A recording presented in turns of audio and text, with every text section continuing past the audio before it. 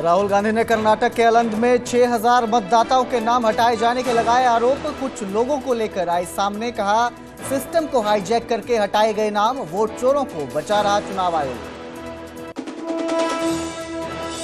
BJP ने राहुल गांधी पर लगाया झूठी कहानी बनाने का इल्जाम, कहा हाइड्रोजन बम फोड़ने वाले थे राहुल, फुलझड़ी भी हो गई फुस, मतदाताओं का अपमान कर रहे राहुल।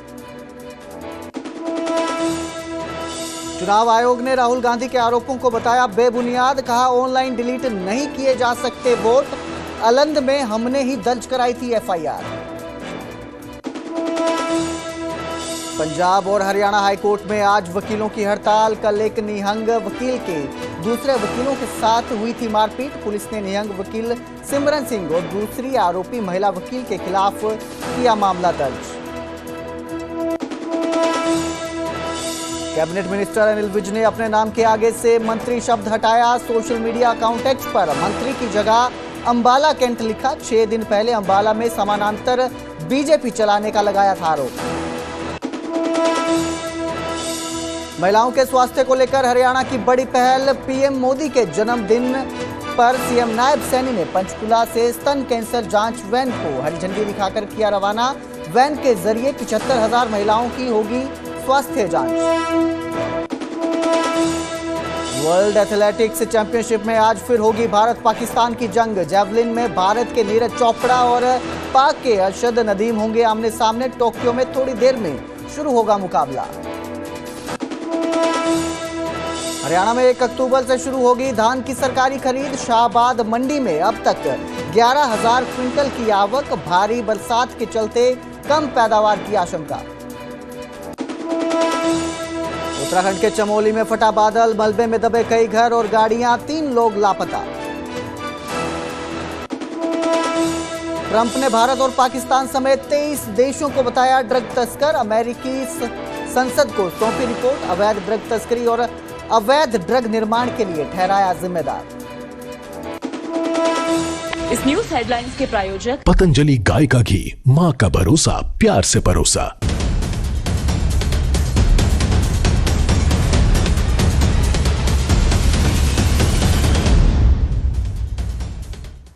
नमस्कार, स्वागत है न्यूज 18 पंजाब हरियाणा में। मैं आपके साथ कुलदीप भारद्वाज। हरियाणा प्राइम की शुरुआत करेंगे राहुल गांधी के चुनाव आयोग पर लगाए गए बड़े इल्जाम के साथ। राहुल गांधी का कहना है कि साजिश के तहत वोट डिलीट किए गए हैं, चुनाव प्रक्रिया को हाईजैक कर वोट डिलीट किए गए हैं। 10 सालों से ये खेल चल रहा है।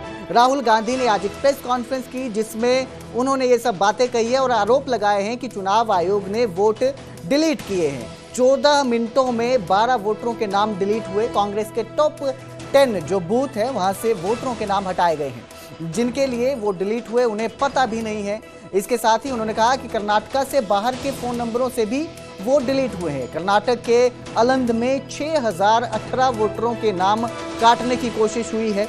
महाराष्ट्र के राजौरा में 6850 वोटर जोड़े गए। तो राहुल गांधी ने आज एक प्रेस कॉन्फ्रेंस की जिसमें उन्होंने ये आरोप लगाए हैं, वोट चोरी के आरोप लगाए और कहा कि किस तरह से वोट डिलीट किए गए। राहुल गांधी ने एक प्रेजेंटेशन दी, प्रेजेंटेशन के जरिए समझाने की कोशिश की लोगों को कि किस तरह से वोट चोरी का ये खेल खेला गया है और आरोप लगाए कि पिछले 10 सालों से वोट चोरी किए जा रहे हैं और कहा कि जो कर्नाटक है वहां के अलंद में 6000 के करीब जो वोट हैं वो डिलीट किए गए हैं। फरवरी 23 में इन्वेस्टिगेशन शुरू होती है। मार्च 23 में कर्नाटक का सीआईडी चिट्ठी लिखती है ईसीआई को कि हमें सारे डिटेल्स दे दीजिए। अगस्त में इनकंप्लीट डिटेल्स दी जाती हैं जिससे कोई इन्वेस्टिगेशन आगे नहीं बढ़ेगा। जिन चीजों की जरूरत थी वो नहीं दी, जिसकी जरूरत नहीं थी वो सारी दे दी। पहला सबूत। दूसरा सबूत, 18 बार रिमाइंडर लेटर गए हैं। आपको अगर सीआईडी एक बार लेटर भेज दे और आप नहीं गए, आप जानते हो क्या होगा। यहां पे इलेक्शन कमीशन को 18 बार लेटर गए हैं, कुछ नहीं हुआ है। बाद में क्या होता है, कर्नाटक ईसी इलेक्शन कमीशन को लिखता है, कहता है भैया हमें दे दीजिए, आपको इंफॉर्मेशन देना पड़ेगा। No reply. मार्च 25 में आखिरी लेटर सितंबर में गया है, कुछ ही दिन पहले। No reply from EC. यह है सबूत कि ज्ञानेश कुमार जी वोट चोरों की रक्षा कर रहे हैं, और यह ब्लैक एंड व्हाइट सबूत है, इसमें कोई कंफ्यूजन नहीं है कहीं। तो हमारी डिमांड है, ज्ञानेश कुमार जी आप अपना काम कीजिए, आपने ओथ लिया है, आप हिंदुस्तान के चीफ इलेक्शन कमिश्नर हैं, आपसे कर्नाटक की सीआईडी सबूत मांग रही है। आप कर्नाटक की सीआईडी को यह सबूत एक सप्ताह के अंदर दे दीजिए, नहीं तो पूरा हिंदुस्तान के सारे युवा इस बात को एक्सेप्ट करेंगे कि आप हिंदुस्तान के कॉन्स्टिट्यूशन, हिंदुस्तान के संविधान की हत्या में शामिल हो, हिंदुस्तान के संविधान की रक्षा नहीं कर रहे हो, और वोट चोरों की आप मदद कर रहे हो। तो वहीं राहुल के इल्जामों पर इलेक्शन कमीशन का पलटवार भी आया। राहुल गांधी के इल्जाम गलत और बेबुनियाद बताए गए। इलेक्शन कमीशन ने कहा कि वोट को कोई आम शख्स ऑनलाइन नहीं हटा सकता है, बिना पक्ष सुने वोट नहीं काटा जाता है। आलंद में नाम काटने के मामले में एफआईआर दर्ज की गई है। इसके साथ ही उन्होंने बताया कि वोटर लिस्ट से नाम हटाने की नाकाम कोशिश हुई है। चुनाव आयोग ने ही इसकी एफआईआर दर्ज करवाई थी। 2023 में आलंद विधानसभा में कांग्रेस जीती थी। इलेक्शन कमीशन ने यह भी बताया है। तो जो राहुल के दावे थे, जो राहुल के आरोप थे, इनको खारिज करते हुए इलेक्शन कमीशन ने यह पलटवार किया है और कहा कि कोई भी आम शख्स ऑनलाइन जो है वो वोट डिलीट नहीं कर सकता है। राहुल गांधी जी एक प्रेस कॉन्फ्रेंस कर रहे हैं, वो क्या कहेंगे क्या नहीं कहेंगे वो उनका अधिकार है, लेकिन ये पहला विश्व का ऐसा राजनेता है जो अपने देश में एटम बम या हाइड्रोजन बम फोड़ना चाहता है। बात इनकी कुछ भी हो, अगर इनकी भावना अच्छी होती है तो इसको ये कोई दूसरा नाम दे सकते थे, कोई और शब्दावली इस्तेमाल कर सकते थे। तो इसलिए उसका मुझे बहुत एतराज है कि आप अपनी बात कहिए, लेकिन एटम बम और हाइड्रोजन बम दूसरे देशों के लिए रहने। जीवन भर मुझे लगता है कि आरोपों में ही चले जाएंगे, क्योंकि कभी वो घटनाओं पे आरोप लगाते हैं, कभी वो ईवीएम पर आरोप लगाते हैं। कांग्रेस विजयी नहीं हो पाती, इसलिए वो आरोपों में चली जाती है। वो समझ ही नहीं पा रही नेतृत्व की क्वालिटी क्या है। मोदी जी का नेतृत्व दिल चुराने वाला है, और जिस पर दिल आ जाए तो वोट अपने आप आ जाते हैं। तो आप ईवीएम का बहाना करो, चाहे चुनाव आयोग पर कुछ आरोप लगाओ, इससे कुछ फर्क पड़ने वाला नहीं है। आज दुनिया का सबसे शानदार लीडरशिप भारत के पास है, पूरा भारत गौरव। पंचकुला से ओम नमो शक्ति वैन जो है वो रवाना हुई। सीएम नायब सिंह सैनी ने पंचकुला से उसे हरी झंडी दिखाकर रवाना किया। 75,000 महिलाओं के ब्रेस्ट कैंसर स्क्रीनिंग का लक्ष्य रखा गया है। सेवा पखवाड़ा के तहत 16 दिन तक ये अभियान चलेगा। शक्ति रानी शर्मा और कार्तिकेय शर्मा कार्यक्रम में मौजूद रहे। सीएम ने कहा कि स्वस्थ नारी सशक्त परिवार की सोच जरूरी है। प्रधानमंत्री के 2047 विकसित भारत संकल्प को अपना प्रेरणा स्रोत बताया। तो प्रधानमंत्री नरेंद्र मोदी के जन्म दिवस पर पंचकुला से ये वैन रवाना की गई है, जिसे मुख्यमंत्री नायब सिंह सैनी ने हरी झंडी दिखाई।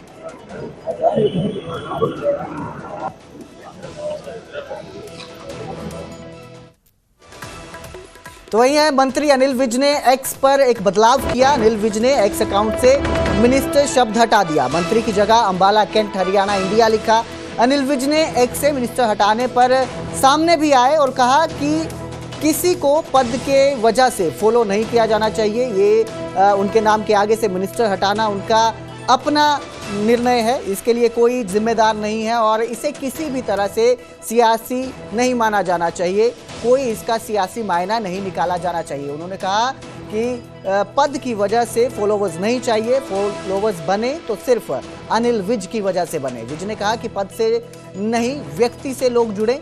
सरकार से नाराजगी की अटकलों पर भी विज ने इनकार जताया। अंबाला कैंट में पैरेलल भाजपा चलाने पर चुप्पी साधी हुई है। फिलहाल उसको लेकर उन्होंने कुछ नहीं कहा। बहुत साधारण सी बात है।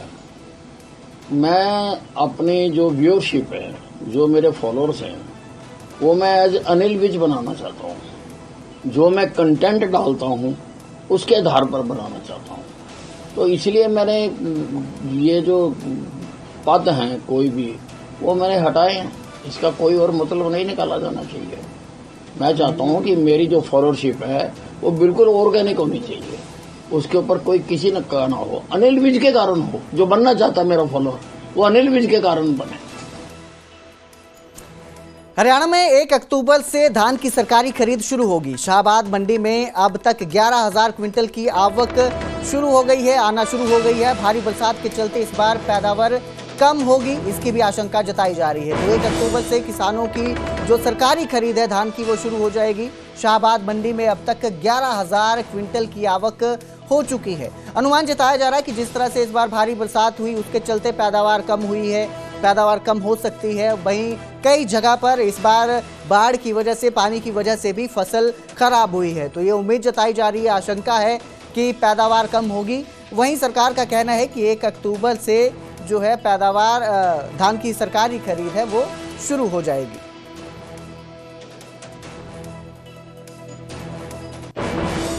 हरियाणा में धान और बाजरे की खरीद को लेकर किसानों का गुस्सा भी उफान पर है।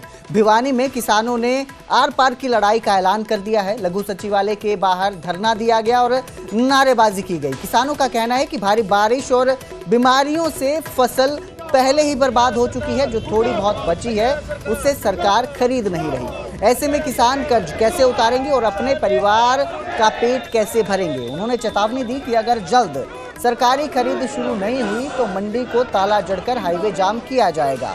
इधर करनाल में भारतीय किसान यूनियन ने सांकेतिक भूख हड़ताल की। किसानों ने कहा कि खेतों में फसल पककर तैयार है लेकिन सरकारी खरीद अभी तक शुरू नहीं हुई है।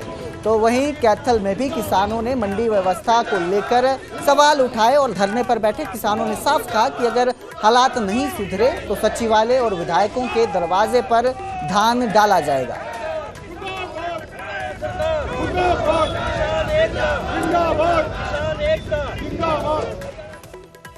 पंजाब हरियाणा हाईकोर्ट में आज हड़ताल है। बार एसोसिएशन में आज कोर्ट की बड़ी हड़ताल है। हाईकोर्ट में कल वकीलों के बीच हाथापाई हुई थी।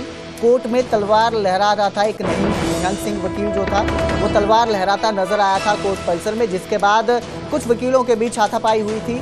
महिला वकील पर एफआईआर दर्ज की गई है, निहंग वकील पर भी एफआईआर दर्ज की गई है। इस पूरे मामले में अब निहंग वकील की मां भी सामने आई है और उन्होंने कहा कि उनका बेटा मानसिक तौर पर परेशान है। तो बीते कल की ये बात है जब एक निहंग सिंह तलवार लहराता हुआ कोर्ट में पहुंचा था, जिसके बाद कुछ वकीलों के बीच हाथापाई हुई थी। इस मामले में निहंग वकील सिंह के खिलाफ भी एफआईआर दर्ज की गई है, एक महिला वकील के खिलाफ भी एफआईआर दर्ज हुई है। और अब निहंग सिंह की मां का कहना है कि उनका जो बेटा है वो मानसिक तौर पर परेशान है।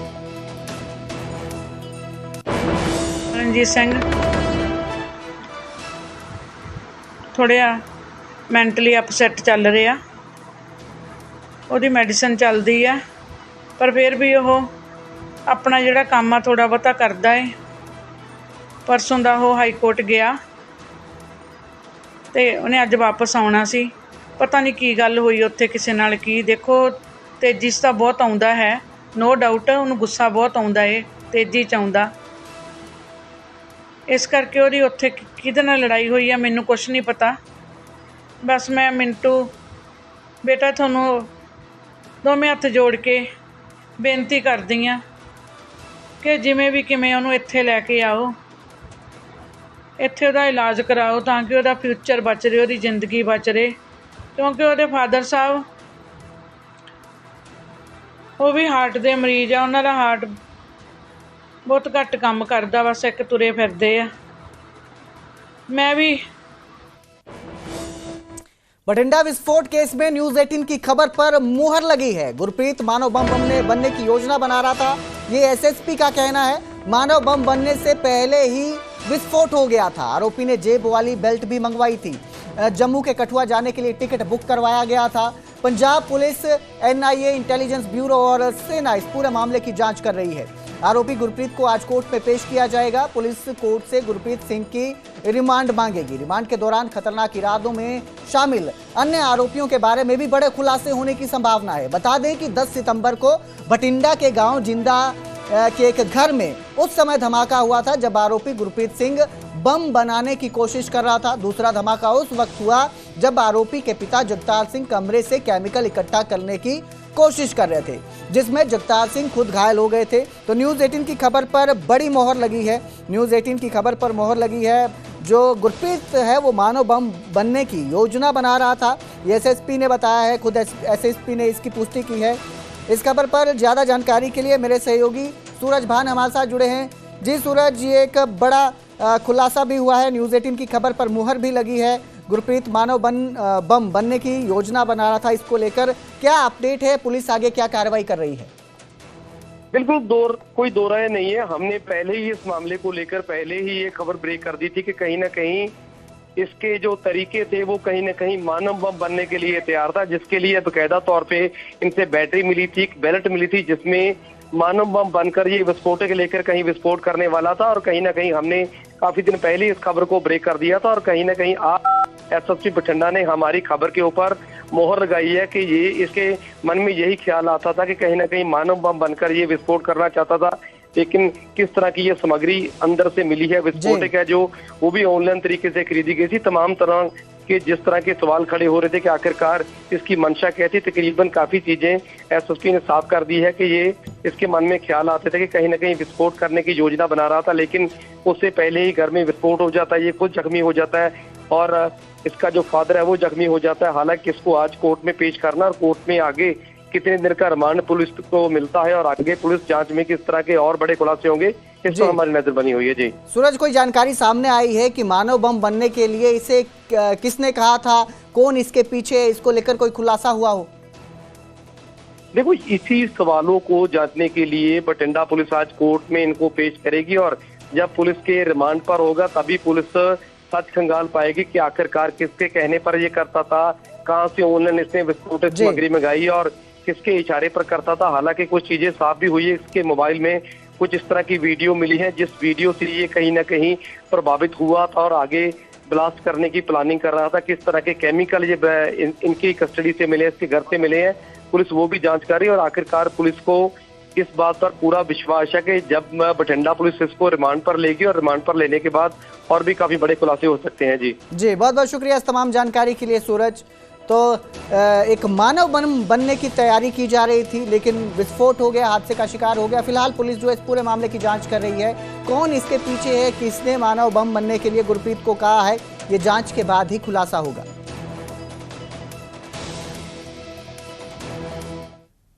विश्व एथलेटिक्स चैंपियनशिप 2025 एक बार फिर होगा। भारत और पाकिस्तान के बीच फिर एक बार मुकाबला होगा।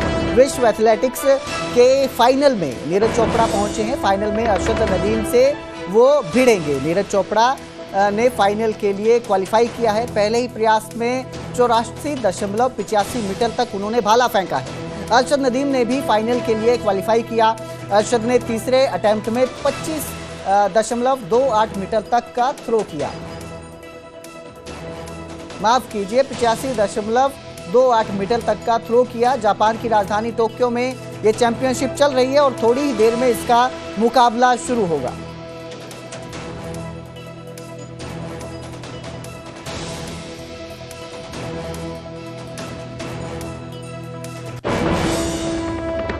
भिवानी में जैस्मिन का भव्य स्वागत किया गया। नोटों और फूलों की मालाओं से स्वागत किया गया। इंग्लैंड वर्ल्ड बॉक्सिंग चैंपियनशिप में जैस्मिन ने गोल्ड जीता है, जिसके बाद जब वो भिवानी पहुंची तो उनका भव्य स्वागत किया गया। जैस्मिन ने कहा कि 8-9 साल की मेहनत के बाद वो विश्व विजेता बनी है। विश्व कप में गोल्ड मिलने से उनका आत्मविश्वास बढ़ा है और फायदा भी मिला है। अब आगे के लिए वो एशियन, कॉमनवेल्थ और ओलंपिक में गोल्ड जीतने का अपना लक्ष्य निर्धारित की हुई हैं। वहीं उनके कोच का कहना है कि जैस्मिन ने अविश्वसनीय कमाल कर दिखाया है। 2019 से लगातार वो मेडल जीत रही हैं और जब वो वापस लौटी गोल्ड मेडल जीतकर तो उनका भव्य स्वागत किया गया। फूल मालाओं और नोट की मालाओं से उनका स्वागत किया गया।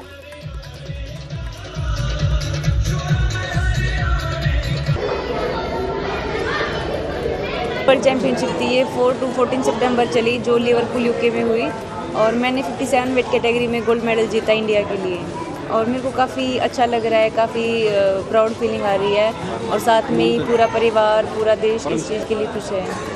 इस मुकाम तक पहुंचने के लिए कितना संघर्ष करना पड़ा, कितना मेहनत करनी पड़ी? वर्ल्ड चैम्पियन बनने के लिए मतलब मेरे को ट्रेनिंग करते हुए कम से कम 9 से 10 साल हो गए हैं, तो बहुत सारे अप डाउन्स भी रहे हैं, कई बार बिना मेडल के वापस आना पड़ा है, लेकिन इस बार जो एक सपना था एक वर्ल्ड चैम्पियन बनने का वो इस बार पूरा हुआ और काफ़ी खुशी हो रही है इस चीज़ के लिए। और इसमें मेरी इस जर्नी की स्टार्टिंग में और मेरी इस जर्नी के सफ़र में बिल्कुल जो मेरे बेसिक कोच हैं संदीप और परविंदर लंबोरिया, उनका बहुत बड़ा योगदान रहा है जी। आपके कोच कहें या चाचा कहें संदीप ने, उन्होंने कहा था कि जैसे भी वादा करते थे कि इस बार गोल्ड लेके आएंगे, तो इतना भरोसा कहाँ से आया और आगे कैसे कायम कर पाएगा? बिल्कुल सर, अभी जैसे बहुत ज़्यादा मतलब ट्रेनिंग कर रखी थी, पूरा कॉन्फिडेंस था, और अभी जो वर्ल्ड कप हुआ था उसमें भी गोल्ड मिला था मेरे को, तो वहाँ से मेरा कॉन्फिडेंस और ज़्यादा बूस्ट हुआ।